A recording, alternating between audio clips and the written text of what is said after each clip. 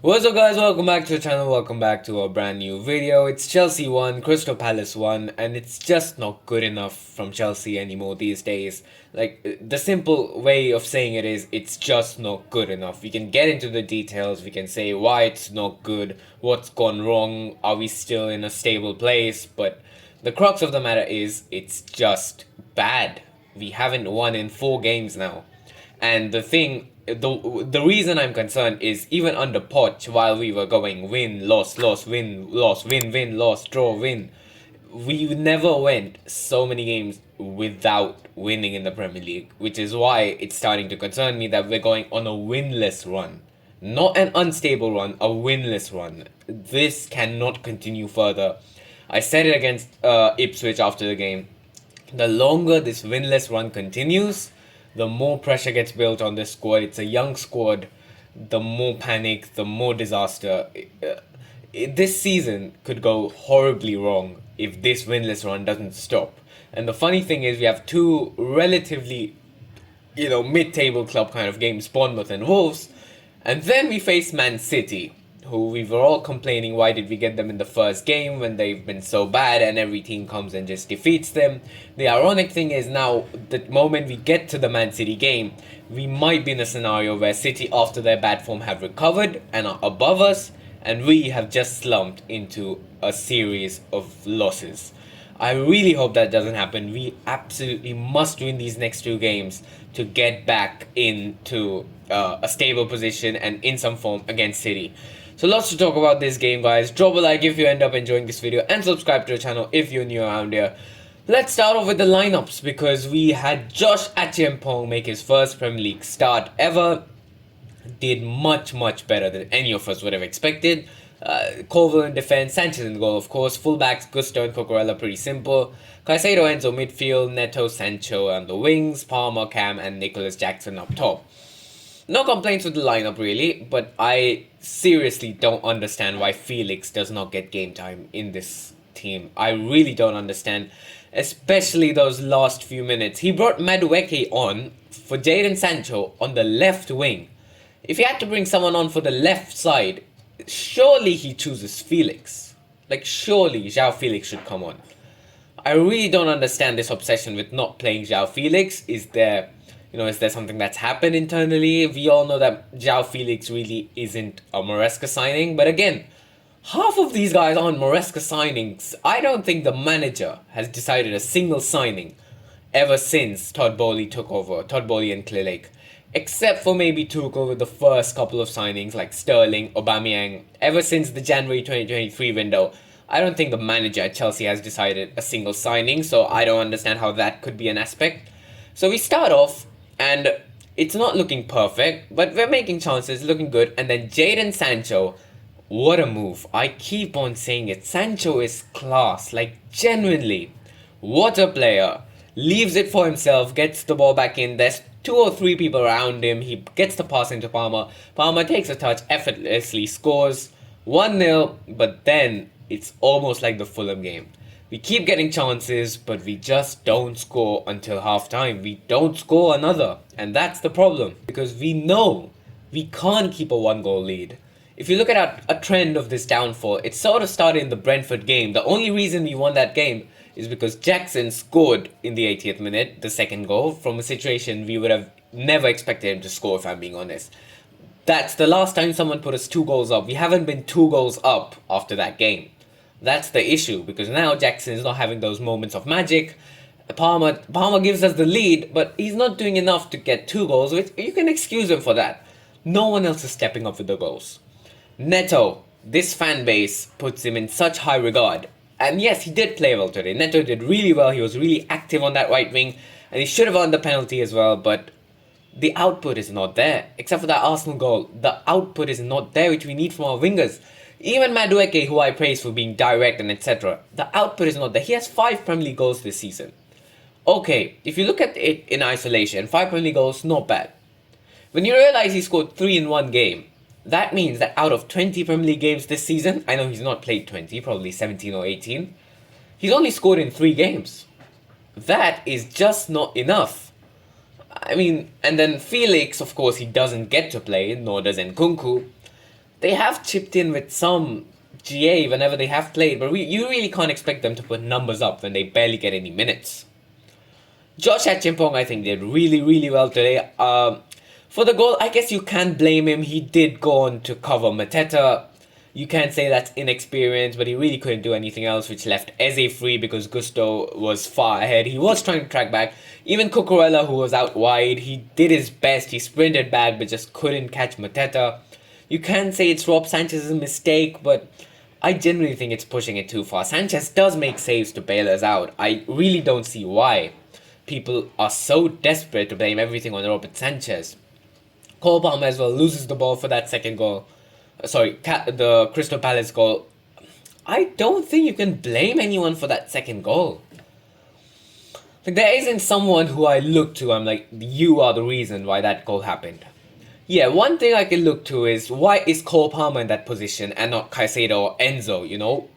Why are they further forward than Cole Palmer in that situation? That's one thing I can look at. But one thing I was really happy with is Cucurella and Gusto were out wide. And it's less of Cucurella. I don't care about Cucurella staying out wide. He can do a job inside. But Gusto not inverting and being on the wing, overlapping, that was a joy to watch. Finally, Gusto is in his natural position. But he still didn't have a perfect game. And that brings me to why Reece James did not come on for the last 20 minutes to both seal the result and offer some attacking wise. There's no guarantee, but I can tell you, if Reece James is on that pitch, maybe that Palace goal doesn't happen. Maybe. Especially because Maresca said that Reece James will get minutes yesterday. He did say that. And he doesn't give him any minutes. Where has this lack of substitutions come from? I remember start of the season until November, we used to make 3, 4, 5 subs a game. I remember the West, but again, one more thing you could say is that most of those games were done and dusted. I think Maresca feels that these games are not done and dusted, so he doesn't make subs. But then sometimes you have to make subs to make the game done and dusted. You know, you have to wrap up the game. You have to seal the result because this club cannot handle a 1-goal lead. And you sort of can't blame the defense because, you know, they've got into this habit of the attack bailing them out, but now the attack is not bailing them out, and we have to rely on them to keep a clean sheet, but they just can't. Even in the Leicester City game, the one where we won 2-1, we had to concede 1 goal at the end. So this team just cannot keep clean sheets. But the difference now is that we've stopped scoring multiple goals in a game. For some reason, we haven't scored 2 goals in a game since December 16th, when the Brentford game was. So, I mean, these are the problems we have to solve. At the end, it all comes back to the same thing. Striker. We need a striker. I won't say I'm not a fan of Osimhen, but I never thought, it never looked realistic. I remember on deadline day when it looked like it was going to happen, I never expected it to reach that stage. But it did, and then the deal didn't happen. But then Jackson started scoring, so everything was fine. But we need a striker. I know we're not going to get one in January, but we do need a striker. Monk came on in the 80th minute. He was good, active, but 10 minutes is not enough. And yeah, he didn't score. Loads of missed chances though. Jackson with 2 clear-cut chances. One where he uses left foot, just brushes wide. And one where he comes in and Trivelas it. I mean, people are saying use your left foot. Maybe if you used his left foot, it would have gone somewhere outside the stadium like it did against Bournemouth last season. You guys remember the memes. So it's fine, but you have to start scoring. Jackson hasn't scored since that Brentford game. He's gone 4 games in a row now without scoring a goal. He can't let it go 5. He has to score against Bournemouth. Like, desperately, he needs to score next weekend. Sorry, not even next weekend. Next weekend is the FA Cup. It's the midweek after the next weekend. He has to score. I mean, what else? He didn't sub in Kunku on, which I think it proves in Kunku's time is up at the club. Speaking of all the striker dilemma, there's going to be a video coming out, guys, in the next few days where I'm going to discuss the squad, where we are weak, where we're strong, and the striker situation was an important point of that video. So subscribe if you want to be there to check that video out. Keep your notifications on. That video is going to come out in the next few days, maybe 2 or 3 days. I mean, man of the match has probably got to be Palmer or Sancho just because of that goal. Sancho with brilliant moves. That goal was epic. But that's the thing. We score one goal and then we just don't score another. The difference today compared to the Fulham game. The Fulham game, we totally lost control in the second half. This game, for the first 15 minutes, yes, we did lose control. But then we did slightly gain back control. And rather than in the Fulham game where we were trying to protect the 1-0 lead, we were trying to get the second goal this time. We did push for it. Enzo missed a chance. I remember Josh Achimpong missed that header. You can't say anything to him, to be honest. So we just keep missing chances, and Crystal Palace get that one chance finally, and they score. And when Crystal Palace scored, I knew it's not going to be a Chelsea win anymore. Because these players switch on too late. It's too late to then switch on and score. If you haven't scored a second in the 65 minutes since we scored the first, you're not going to score in 10 more minutes. So, I mean, yeah, guys, that's it for this video. We are now 4th, 1 point ahead of Newcastle. I think 2 points ahead of City, 3 points ahead of Bournemouth. And we face Bournemouth next. If we lose that game, then we'll be out of the top 4 and things could look really bad. If I'm not even out of these 12 points that we could have had, I accept the Everton draw, and I can even accept the Fulham loss to say, okay, it's 1 loss. But we should have won these last 2 games, Palace and Ipswich. We should have been on 7 points out of 12. And if we would have had that, we would have been second in the table, 41 points. And I don't want us to be second because I want us to be in the title race. No, I just want us to secure top 4. Right now we are 4th, but we're not safe in 4th. And that's the trouble. And with the games like Bournemouth coming up, Wolves have a new manager bounce, City, things could go bad. So let's see what happens in January. We need some loan recalls. Enzo Caicedo cannot keep playing 90 minutes the whole time, guys. I don't get why the board, the owners, the Maresca isn't seeing this.